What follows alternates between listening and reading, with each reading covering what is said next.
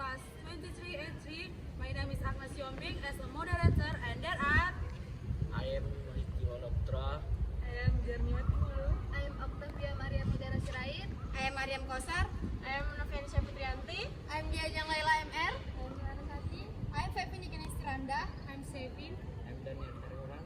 We will show you video about viruses and HIV/AIDS. Enjoy the watching!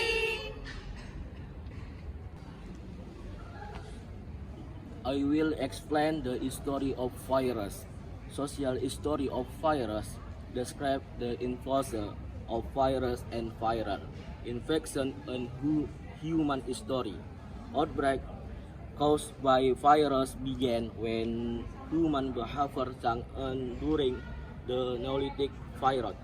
In agriculture, communities population the density increases, allowing the virus into spread rapidly and eventually became endemic plant and livestock.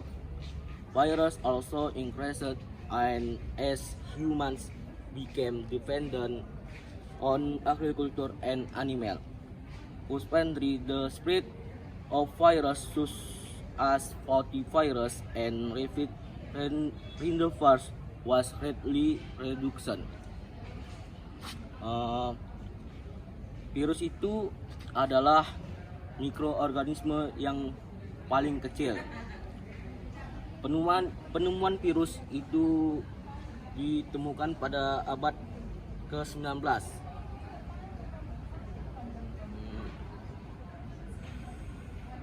Abad 19 ketika Dimitri Ivanovsky dan Martinus Beijeric menemukan bahwa ada agen penyebab penyakit dan bisa melewati filter bakteri.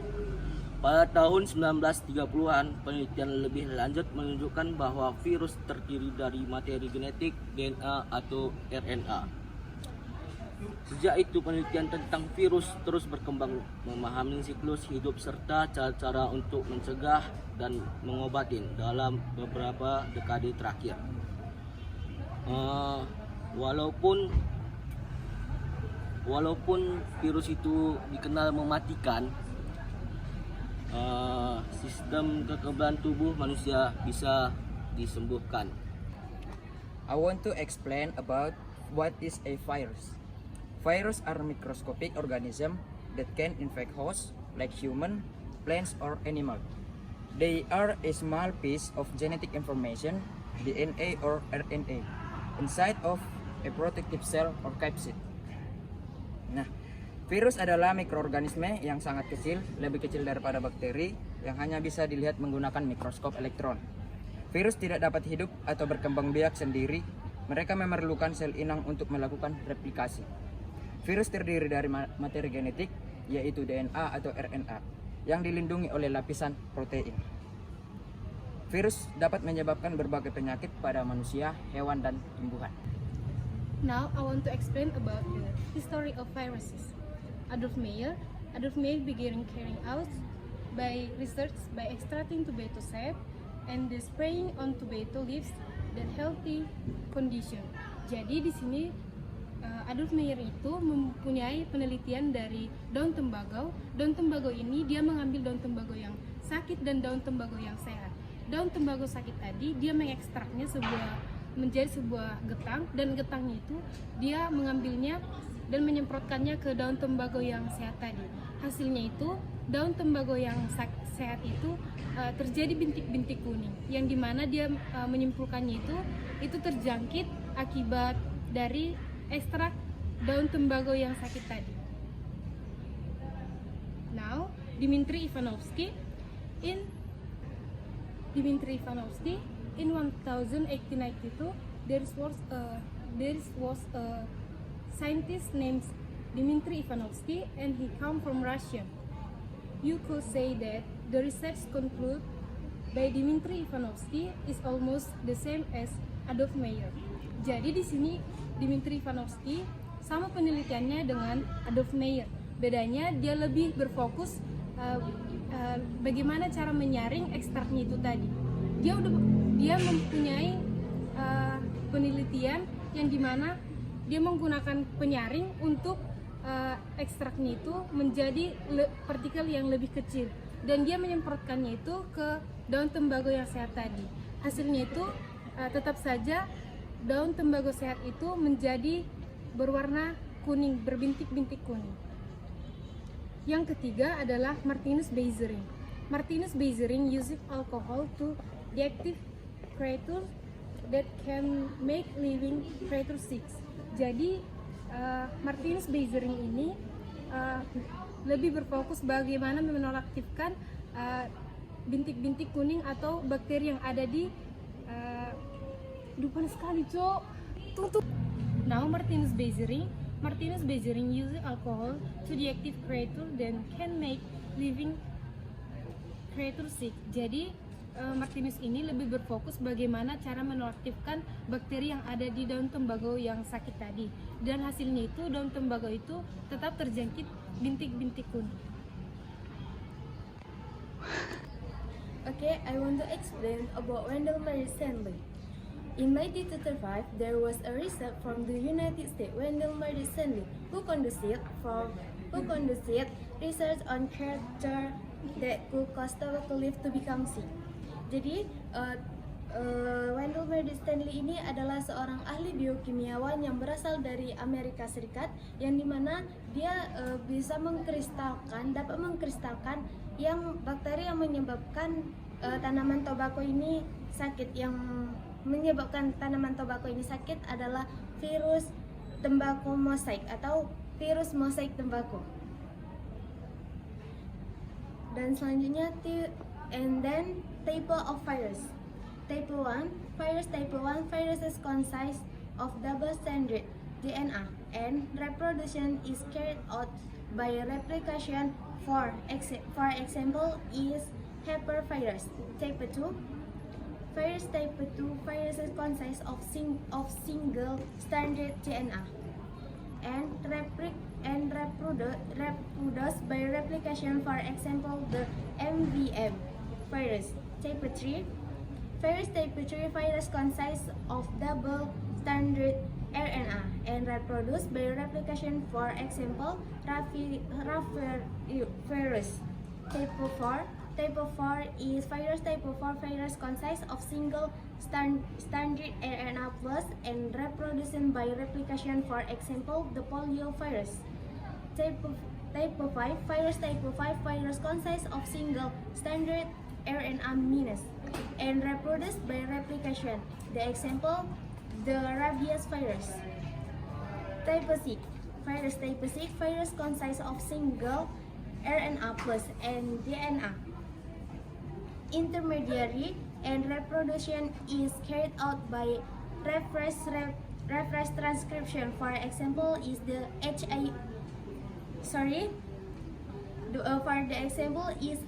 virus. Type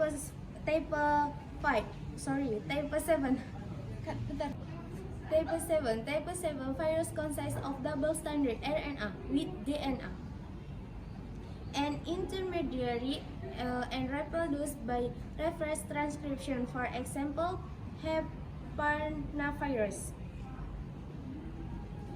Oke, jadi di sini ada beberapa tipe virus. Virus dapat diklasifikasikan berdasarkan berbagai karakteristik seperti materi genetik, struktur, metode replikasi, atau penyakit yang ditimbulkan. Ada beberapa tipe virus, yaitu virus DNA. Virus DNA ini ia mengandung DNA, virus RNA dia mengandung RNA, retrovirus, bacterial phage, dan virus tanaman. Setiap tipe virus memiliki cara infeksi dan replikasi yang unik di dalam sel inangnya. And then virus structure. In general, the structure of the virus body consists of 4 main parts, namely a head. The head is the inside for the virus head containing nucleic acid, while the outside is covered by the capsid. The head of the bacterium virus is polyhedral in shape with DNA nucleic acid tape. The neck. The neck is the connect the head and tail. The neck is also a channel for nucleic acid to exit to the tail. C. Tail. The tail is the part that functions of attack to the host cell. The tail consists of tail fibers and a base plate. The tail fiber function to attach themselves to the host cells. Meanwhile, the base plate containing the piercing needle function inject DNA into the host cell. D. Capsid. The capsid is a layer in the form of series of composomers on the body of the virus which function as an envelope for DNA or RNA. The function of this capsid is to form the body and project the virus from external environmental condition. Jadi, struktur virus biasanya terdiri dari beberapa komponen utama, yaitu materi genetik, yang dimana materi genetik ini adalah DNA atau RNA. Dan selanjutnya kapsid. Kapsid ini adalah lapisan protein yang melindungi materi genetik. Dan selanjutnya selubung virus. Selubung virus ini tidak di semua virus mempunyai selubung virus, hanya beberapa virus saja. Glikoprotein. Protein yang glikoprotein ini adalah protein yang menonjol dari selubung virus dan membantu dalam mengenali dan memasuki sel inang. I will explain about symptoms of virus. Number 1, virus infection of the respiratory tract as influenza actually cause typical symptoms. Number 2, in the central nervous system. Number 3, on the skin. These include rash, redness, swelling, itching, and pain. Nomor 1, infeksi saluran pada pernafasan menyerang sistem pernafasan atas atau bawah, mempengaruhi beberapa organ seperti hidung, tenggorokan, hingga paru-paru. Infeksi saluran menular ketika percikan ludah dari batuk atau bersin penderita infeksi terhirup oleh orang lain. Nomor 2, saraf pusat terdiri dari otak dan saraf tulang belakang, mempengaruhi infeksi sistem saraf pusat dapat menular melalui berbagai cara dan memicu sejumlah penyakit. Nomor 3, infeksi virus menyerang kulit dapat menimbulkan ruam terjadi melalui sentuhan pada cairan kulit yang luka.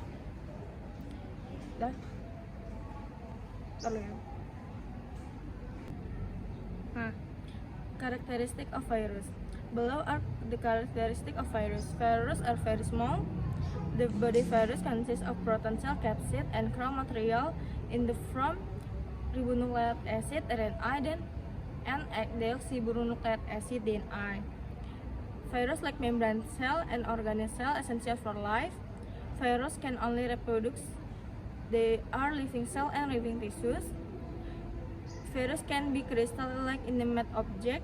The shape of virus vary from roots ball or roots bullets to letter T. Virus activity can be eliminated by ultraviolet light and X-rays. Jadi karakteristik virus adalah agen yang hanya dapat bereplikasi di dalam sel makhluk hidup. Virus memiliki karakteristik yang unik, membedakan dari organisme lain, seperti virus berukuran sangat kecil, berkisar antara 0,02 sampai 0,3 mikrometer. Yang paling besar adalah 200 mikrometer. Oleh karena itu, virus hanya dapat dilihat dengan mikroskop. Virus dapat mengkristal seperti mendambati.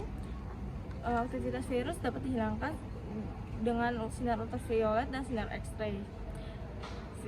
Tingkat keasaman virus umumnya stabil, berkisar antara 5,0 sampai 9,0.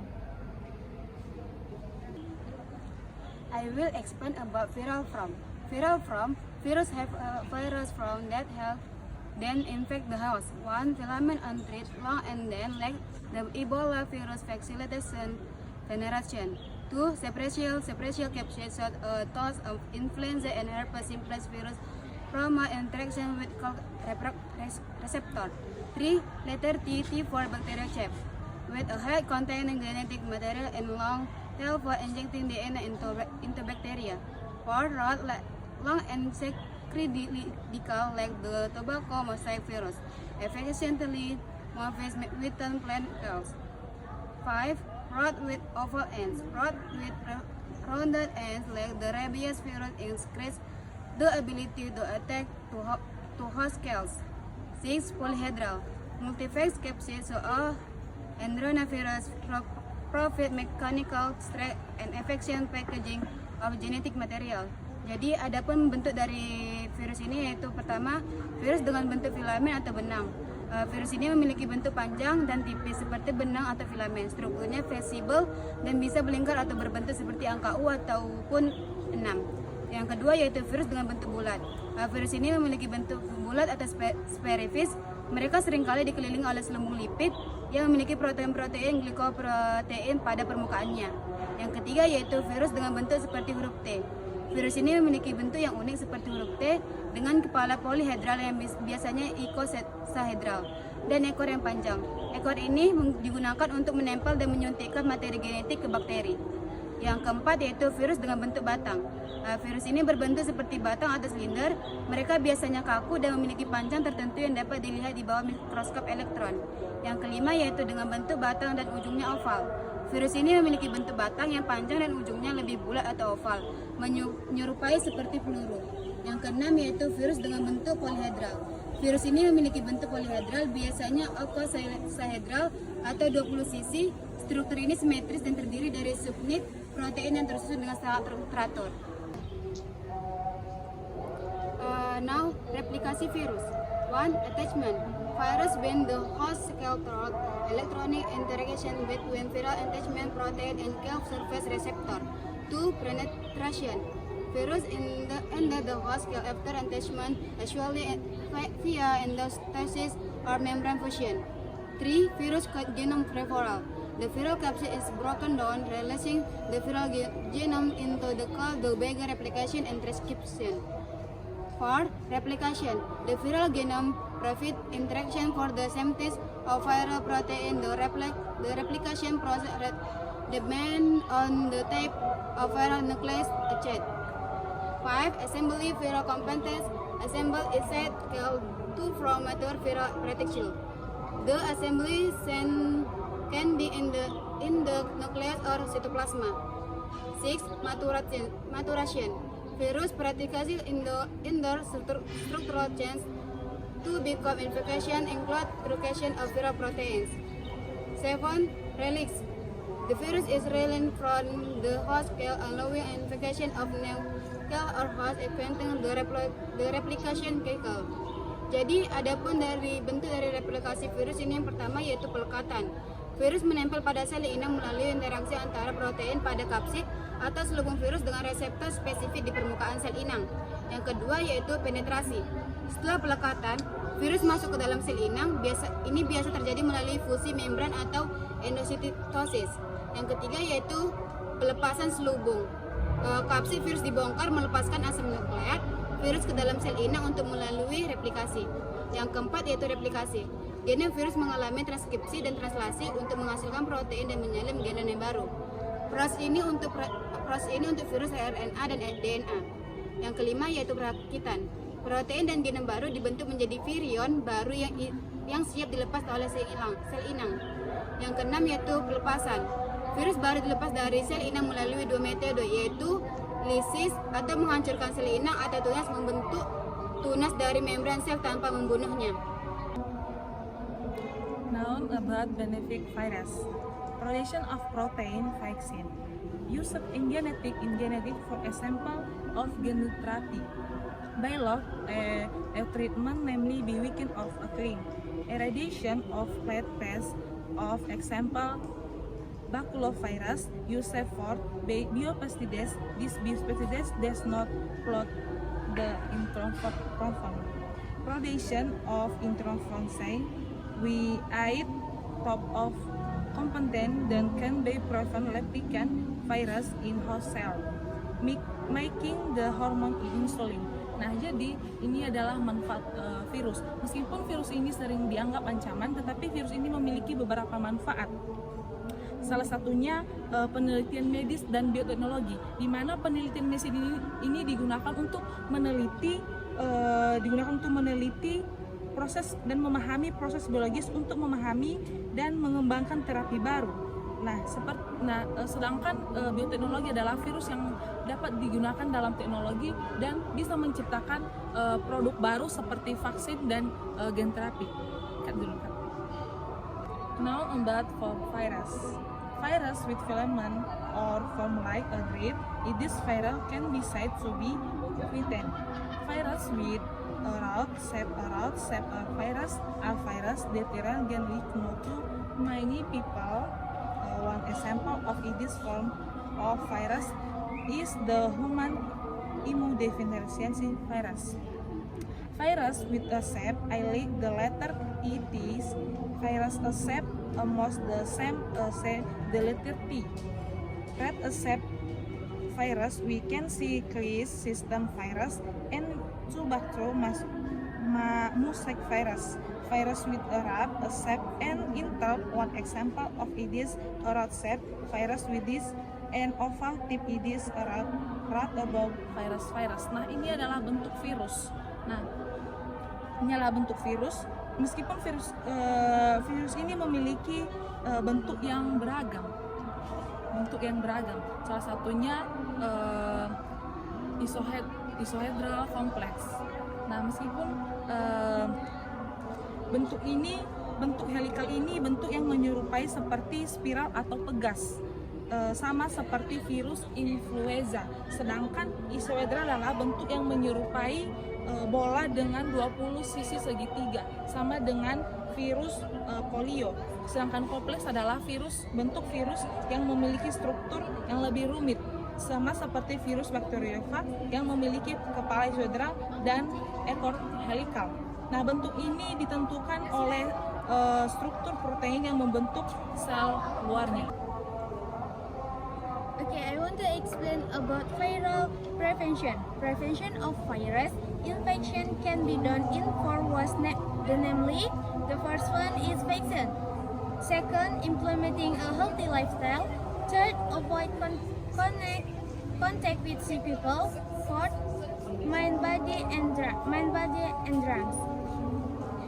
Jadi, pencegahan virus itu salah satunya adalah menerapkan gaya hidup yang sehat dan bersih. Yang sehat dan bersih kita mulai dari mencuci tangan sebelum makan, setiap kali tangan kotor, menutup mulut ketika bersin atau batuk, setelah memberi makan hewan dan setelah mengunjungi orang sakit. Dan selanjutnya hindari keluar rumah ketika sakit. Ketika badan kita tidak enak, usahakan kita jangan keluar rumah. Dan jikalau kita ada keperluan yang mendesak dan kita ingin keluar rumah, usahakan menggunakan masker. And then next, the viral treatment. In case of viral infection such as flu, herpes, and HIV, doctor might prescribe antiviral drugs such as oseltamivir, acyclovir, valaciclovir, and nevirapine.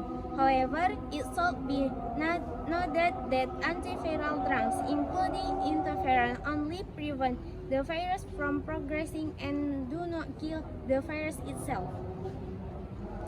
Jadi, pengobatan virus ini pengobatannya berbeda-beda, dan di sini saya akan menjelaskan tentang obat-obatnya, yaitu oseltamivir. Oseltamivir ini adalah sebuah obat antiviral, inhibitor neuraminidase yang digunakan dalam penanganan influenza A dan B, dan banyak dikenal sebagai obat yang dianjurkan untuk menangani flu burung. Dan selanjutnya yaitu valaciclovir, yang dimana obat ini digunakan untuk pengobatan infeksi oleh virus herpes seperti oral herpes simplex atau herpes labialis. Dan selanjutnya nevirapine. Nevirapine ini banyak dipasarkan dengan merek dagang. Viramun adalah obat yang dipakai untuk menangani dan mencegah virus HIV. Dan selanjutnya melakukan vaksin secara teratur. Program vaksin yang dapat diikuti adalah vaksin cacar, polio, campak, influenza, hepatitis, hingga HIV. Now I want to explain about history of HIV, human immunodeficiency virus. The first transmission of SIV to HIV in human is thought to be an early milestone in the history of HIV/AIDS, first discovered in 1922. Experts estimate that the HIV virus originated from chimpanzee and simian immunodeficiency virus or SIV. Since then, the HIV pandemic has spread in Kinshasa, Democratic Republic of Congo, Africa. From there, the virus also spread through migrant workers and sex trafficking in 1960. HIV virus spread from Africa to Haiti and Caribbean in 1917. The HIV virus is thought to have entered the US and spread throughout the world.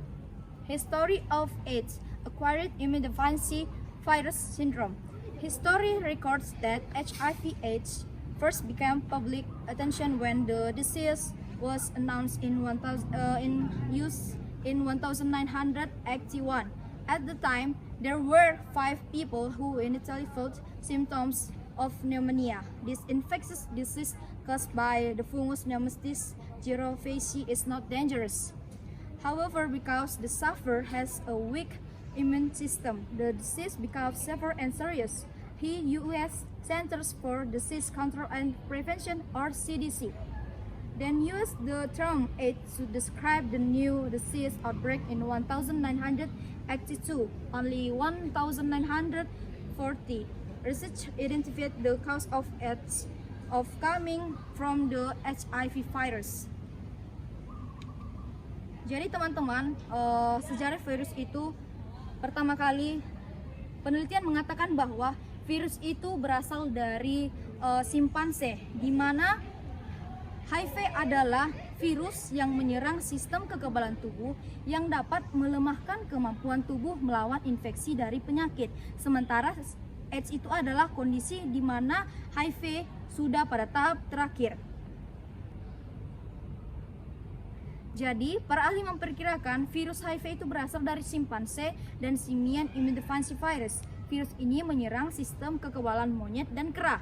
Pada tahun 1999, peneliti mengidentifikasi galur SIV simpanse yang disebut dengan simpanse identik dengan HIV. Diperkirakan simpanse berburu dan memangsa monyet berukuran kecil yang terinfeksi SIV, di mana virus ini kemungkinan bisa menyerang manusia lantaran pemburu di Afrika memakan daging simpanse yang terinfeksi penyakit atau darah simpanse masuk melalui celah luka di kulit pemburu. Penularan pertama SIV kepada manusia itu diperkirakan merupakan awal tonggak sejarah yang ditemukan pada tahun 1920. Sejak saat itu pandemi HIV merebak di Kinshasa, Republik Demokratis Kongo, Afrika. Dari sana virus juga turut menyebar melewat pekerja migran dan juga perdagangan seks. Sejarah mencatat HIV dan AIDS pertama kali menjadi sorotan publik ketika penyakit diumumkan di Amerika Serikat pada tahun 1981 silam. Kala itu ada 5 orang yang awalnya merasakan gejala pneumonia, penyakit infeksi karena jamur Pneumocystis jirovecii ini yang tidak berbahaya. Tetapi karena penderita memiliki daya tahan tubuh lemah, penyakitnya menjadi parah dan berat. Setahun berselang, penyakit gangguan sistem kekebalan tubuh ini menyerang 335 orang dari jumlah tersebut dinyatakan meninggal. Pusat Pengendali dan Pencegahan Penyakit atau CDC lantas menggunakan istilah AIDS untuk menggambarkan wabah penyakit baru itu pada tahun 1982.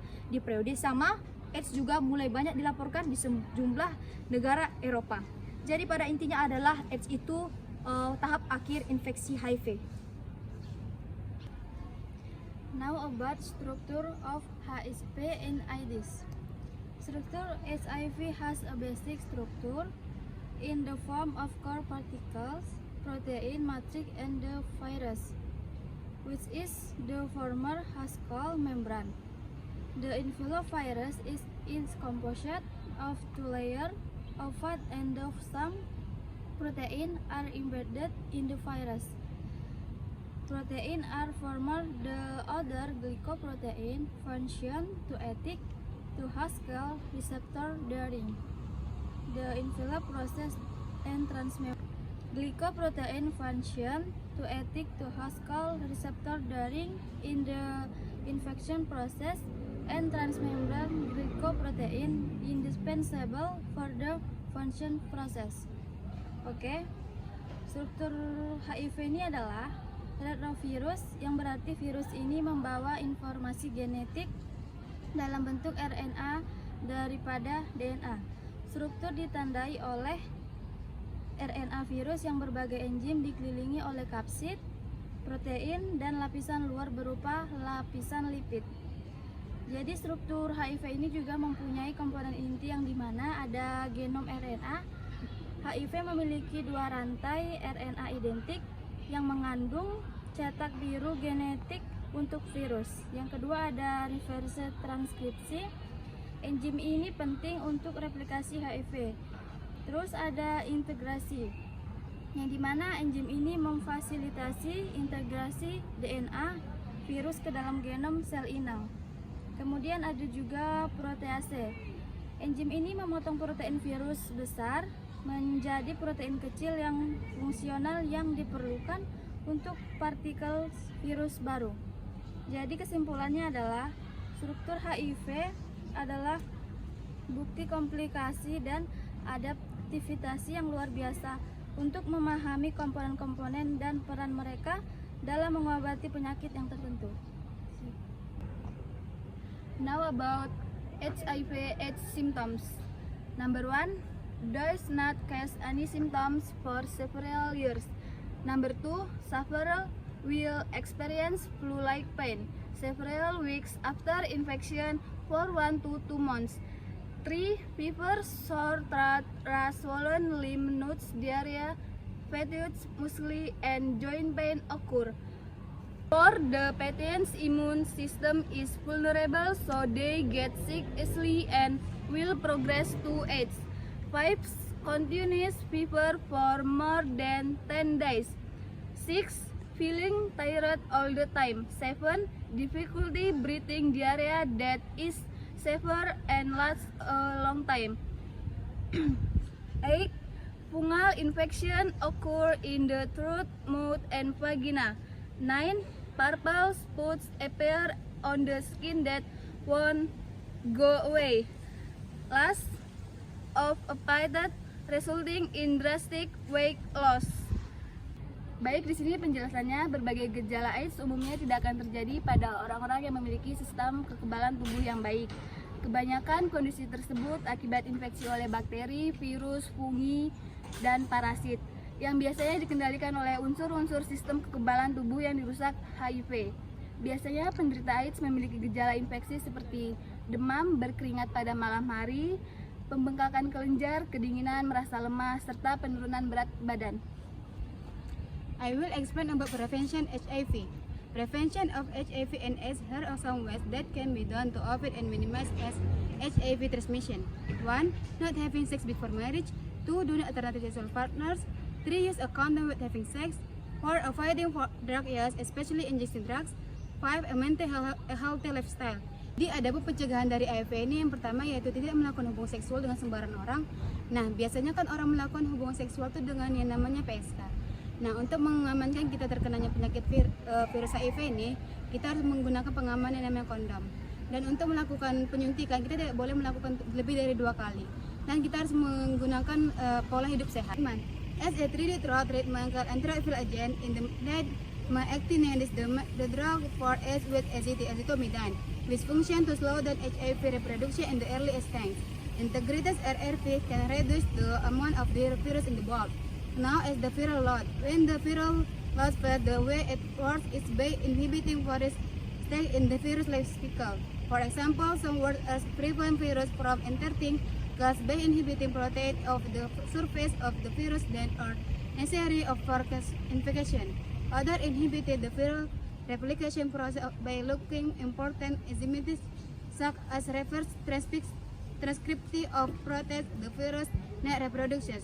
By interfering with one or more tests, ARV help reduce the amount of virus in the body and slow the reproduction of the disease.